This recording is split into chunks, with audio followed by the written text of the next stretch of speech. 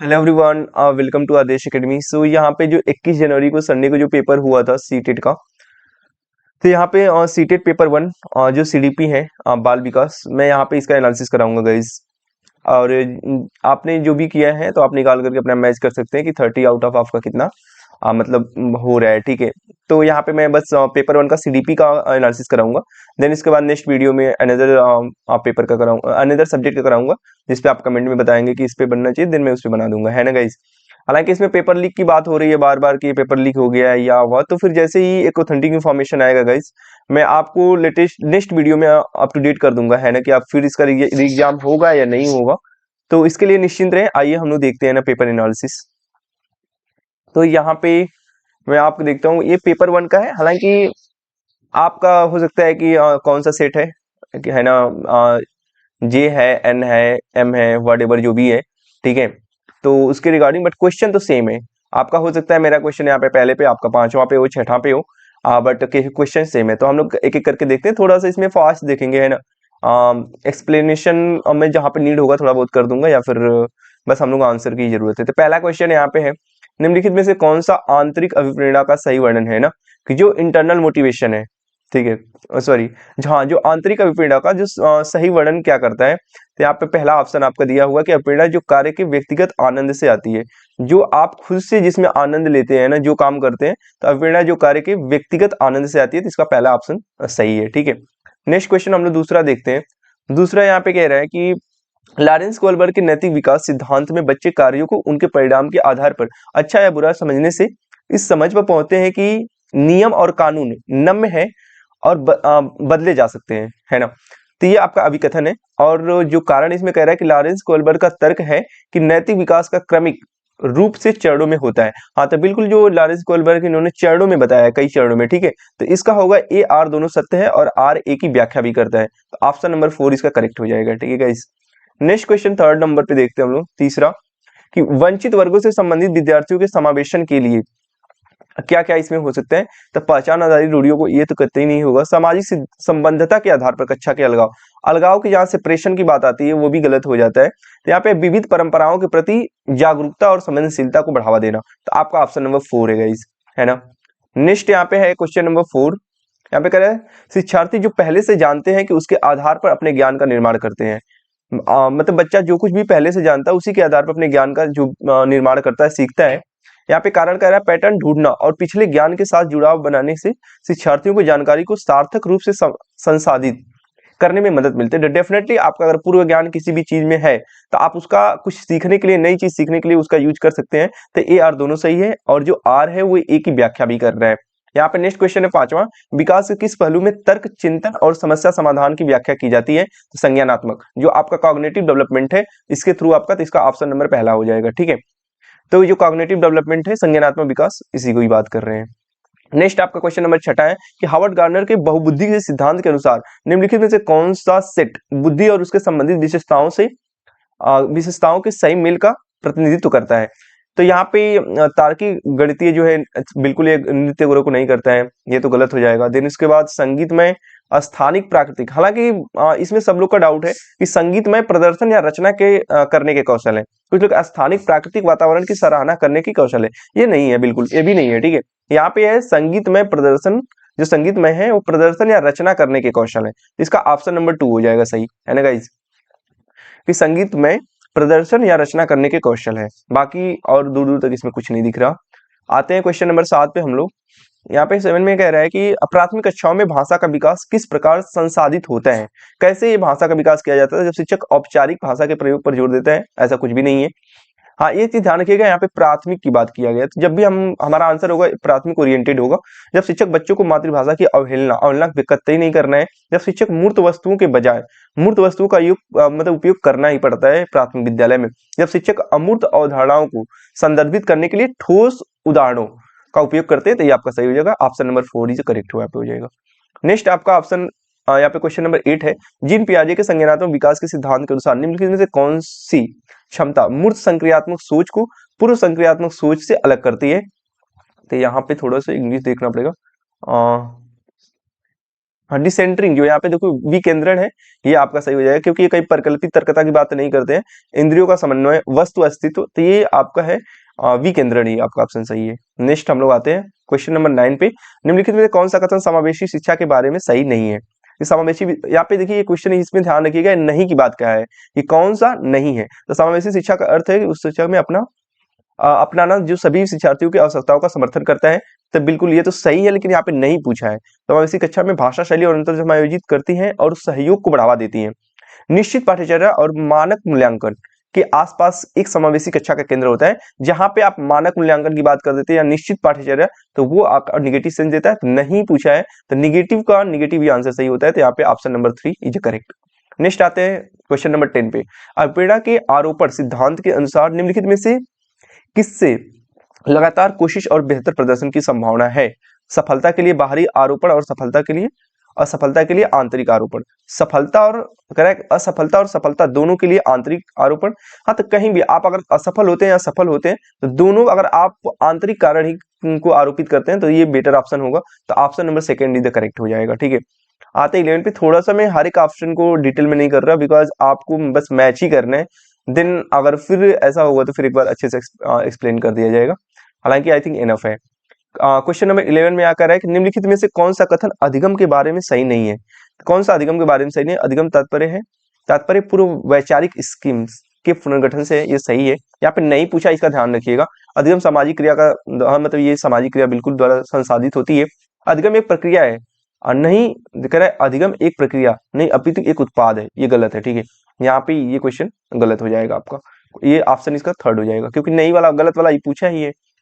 Question number 12। कक्षा में खेल प्रतियोगिता में हिस्सा लेते समय तनुज अपने दोस्त से कहता है कि वह भाला फेंकने में हिस्सा लेगा और रस्सी कूदने में उसकी बहन हिस्सा ले सकती है।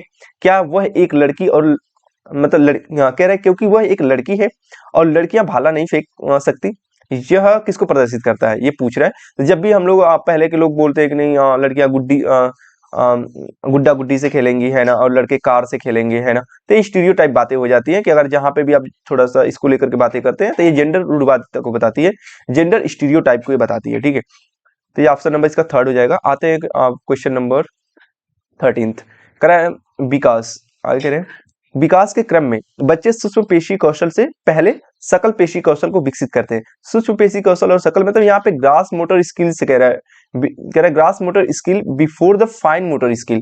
तो ये आपका समीप दूरा कह रहा है समीप दूराभिमुख, अगर इसका ऑप्शन नंबर 3rd हो जाएगा, मतलब प्रॉक्सिमो डिस्टल है ना। तो जब आप इसका ऑप्शन करेंगे 3rd वाला हो जाएगा। ये थोड़ा सा मतलब आपको पता होना चाहिए, तभी आप कर पाएंगे, अंडरस्टैंडिंग बेस नहीं रहा। ये क्वेश्चन नंबर 13। आते हैं 14 पे। निम्नलिखित में से पठन वैकल्य की एक मतलब विशिष्ट विशेषता कौन सी है? पठन वैकल्य में डिस्कैलकुलिया, इसका मतलब होता है शरीर से कहीं दूर दूर तक, इसका मतलब नहीं, स्थानिक नहीं, रचनात्मक भी नहीं, रचनात्मक समस्या समाधान में कठिनाई नहीं, ऐसा कुछ भी नहीं। ये ध्वन्यात्मक है ना, पढ़ने में आपको दिक्कत होगी, कुछ चीज बताने बोलने में, पढ़ने में, तो पढ़ने पे ध्वन्यात्मक प्रसंस्करण में कठिनाइयां, यहाँ पे आपका ऑप्शन नंबर 1st हो जाएगा। 15 पे आते हैं। निम्नलिखित में से किस रचनात्मक मूल्यांकन गाइस निम्नलिखित में से किस रचनात्मक मूल्यांकन नहीं माना जाएगा? हाँ, फिर यहाँ पे नहीं पूछा है। ठीक है, तो इस चीज का बहुत सारे ऑप्शन में नहीं का पूछा है हमेशा।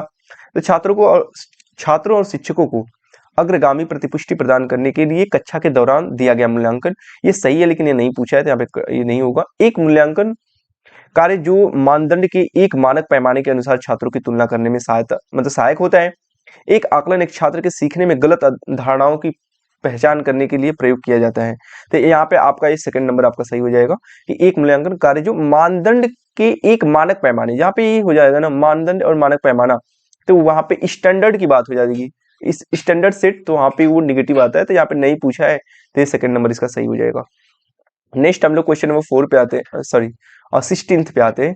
इसमें कह रहे हैं कि विद्यालयी पाठ्यक्रम को विद्यार्थियों के सांस्कृतिक ज्ञान को उचित स्थान और मूल्य देना चाहिए। विद्यार्थियों को उनकी सांस्कृतिक पहचान को बनाए रखने के लिए समर्थन प्रदान करना सीखने की प्रक्रिया को सुगम बनाता है। हाँ, तो कहीं ना कहीं जो सांस्कृतिक है बिल्कुल अभिकथन और जो कारण है एक दूसरे के बिल्कुल सपोर्ट कर रहे हैं, तो ए आर दोनों सही है, और ए जो आर है वो ए की व्याख्या भी कर रहे हैं, है ना। नेक्स्ट हम लोग आते हैं, आगे कह रहा है 17th। निम्नलिखित में किस प्रकार के प्रश्न एक छात्र की जानकारी का गंभीर रूप से मूल्यांकन करने की योग्यता का आकलन करने में मदद करता है। हालांकि ये पिछली बार में देखा था ये क्वेश्चन को, ठीक है, प्रीवियस क्वेश्चन में। तो ये कह रहा है वे प्रश्न जो छात्र की व्यक्तिगत राय पूछते हैं, वे प्रश्न जो पाठ को मान्य करने वाले उदाहरणों के लिए पूछते, ऐसा कुछ भी नहीं है। वे प्रश्न जो किसी पाठ का सारांश, कुछ नहीं। वे प्रश्न जो शब्द की सरल परिभाषा अगर आप पूछते हैं तो ऐसा कुछ भी नहीं है। वे प्रश्न जो छात्र के व्यक्तिगत राय है ना, जहाँ पे छात्र के व्यक्तिगत राय की बात की जाएगी, वे ऑप्शन करेक्ट हो जाएगा, ठीक है। Question that ask for the student personal opinion, जब आप बच्चा को पर्सनल ओपिनियन पूछेंगे कि आपका इस पे क्या ओपिनियन है, तो उसमें जो है अच्छा मूल्यांकन हो पाएगा। तो ये 17 का आपका पहला ऑप्शन सही हो जाएगा। आते हैं हम लोग 18 पे। इसमें कह रहे हैं कि कोहलबर्ग के नैतिक विकास सिद्धांत के अनुसार किस स्तर पर बच्चे आत्म केंद्रित होते हैं और किस कार्य को करने में अपना ही लाभ देखते हैं। हमेशा जब वो कोई कार्य करेंगे तो उसमें उनका लाभ दिखना ही चाहिए। According to Kohlberg theory of the moral development, at what stage are the children self centred, है ना। यहाँ पे सेल्फ सेंटर की जब बात की जाती है तो ये होता है at the second stage in the first level. हाँ, मतलब पहले स्तर के दूसरे चरण के तीसरे से तीसरे। हाँ, ये वाला सही हो जाएगा इसका पहला। तो जो ये सही है कि पहले स्तर के दूसरे चरण में, तो इसका पहला ऑप्शन सही हो जाएगा। आते हैं 19 पे। कह रहा है कि बाधिता एक, अब यहाँ पे फिल्म स्थित है जबकि अक्षमता एक स्थित है। अब इसमें मेरे को दो लग रहा है, ठीक है गाइस, तो आप इसे थोड़ा सा एक बार देख लेंगे। मैं इसी क्वेश्चन में थोड़ा सा है कि बस यहाँ पे भी मैं श्योर हूँ कि बाधिता एक जैविक स्थिति है जबकि अक्षमता एक कार्यात्मक स्थिति है। इसको ध्यान रखिएगा आप। सॉरी, जैविक और कार्यात्मक, इसको थोड़ा सा, या तो अगर ये तो फोर्थ लग रहा, या फिर इसका कार्यात्मक और जैविक लग रहा है ऐसा। लेकिन ये पहले में बाधिता एक जैविक स्थिति है जबकि अक्षमता एक कार्यात्मक, तो आपका ऑप्शन नंबर 4 हो सकता है। इस पे लिए गाइज आपको वेट करना पड़ेगा जो ऑफिशियल आंसर किया जाएगा।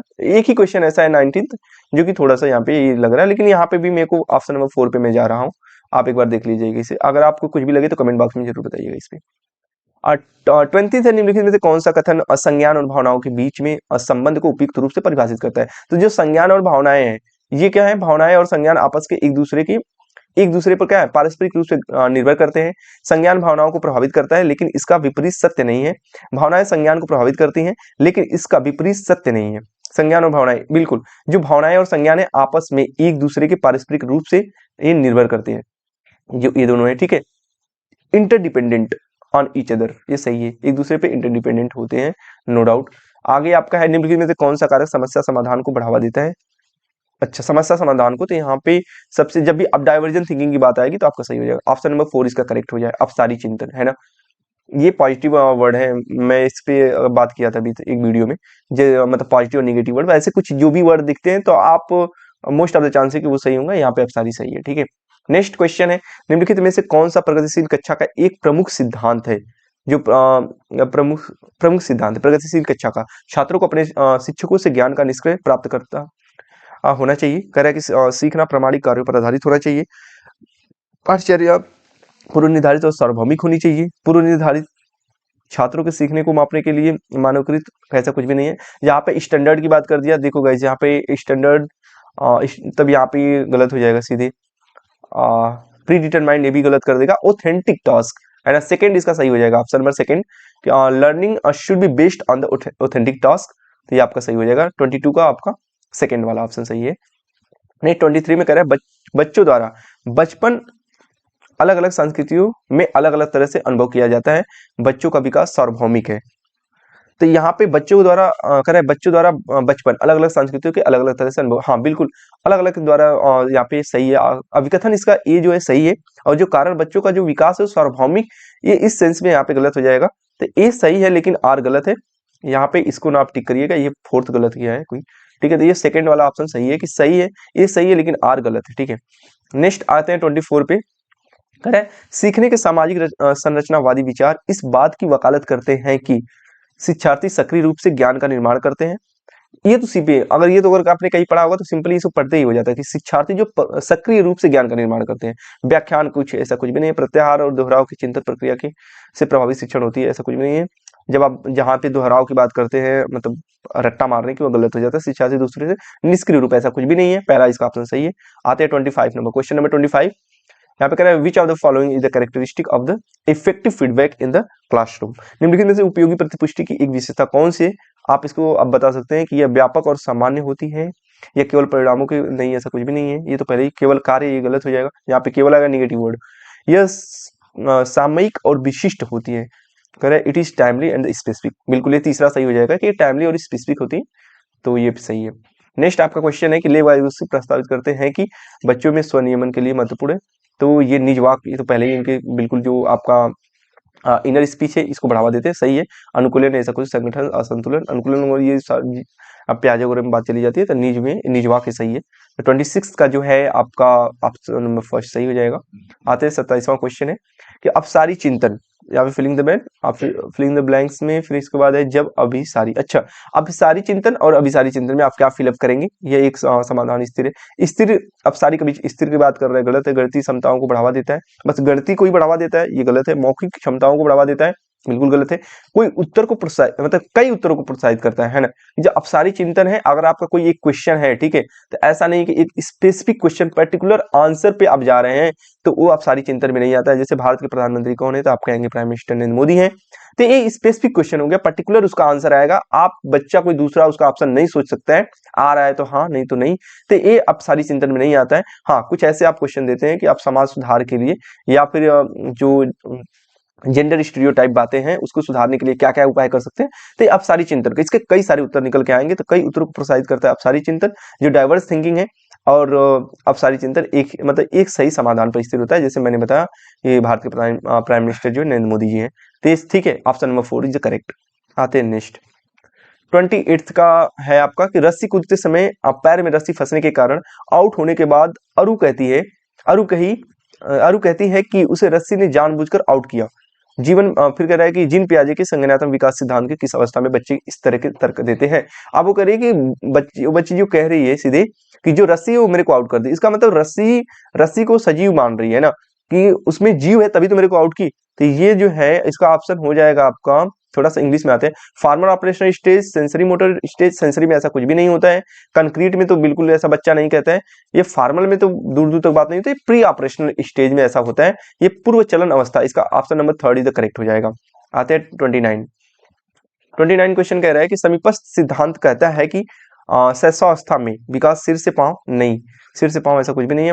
भाषा का विकास तेजी से विकास के लिए संवेदनशील अवधि नहीं, शिक्षक अंग हाथों और पैरों की तुलना में तेजी से बढ़ते हैं, ये option number 4 is the correct यहाँ पे हो जाएगा कि the limbs continue to grow faster than the hands and feet, ये सही option number is 4 is correct.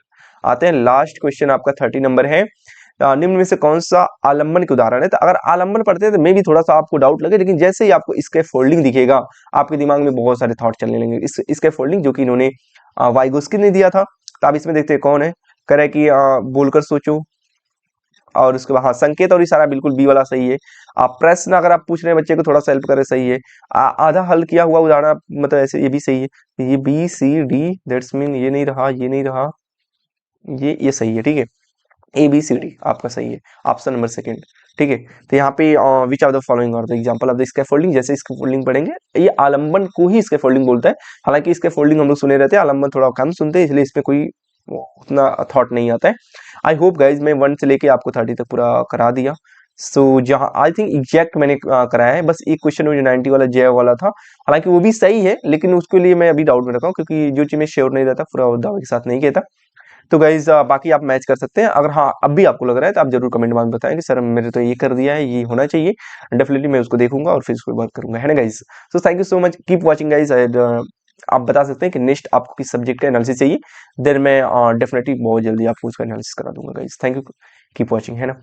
And जिन्होंने अपना सीटेट का पेपर दिया है गाइज, तो प्लीज उनके साथ शेयर करें वीडियो, सो दैट अपना भी वो अच्छे से मैच कर पाए, है ना guys. So thank you so much and keep watching. And एक चीज और गाइज, कि जैसे आप लोग को लग रहा है कि पेपर आउट होने की, बिल्कुल इसके मतलब थोड़ा सा भी सरदर्द ना लें, जैसा होगा सबके साथ होगा, तो आप पहले से क्यों टेंशन ले रहे हैं, आप पहले ही अपना प्रिपरेशन जैसे किए हैं, आप जितना शिद्दत से एग्जाम दिए हैं, बिल्कुल अगर होता भी है कोई एक पर्टिकुलर सेंटर पे ऐसा हुआ होगा, तो हालांकि इससे पहले अभी सीटेट का भी एग्जामिनेशन नहीं कराया है मेरे जानने में, तो हो सकता है डेफिनेटली ऐसा कुछ ना करे। अगर कहीं पे ऐसा ज्यादा देखने को मिला है लीक वगैरह का मामला, तो देखिए। तो please guys keep watching, thank you so much.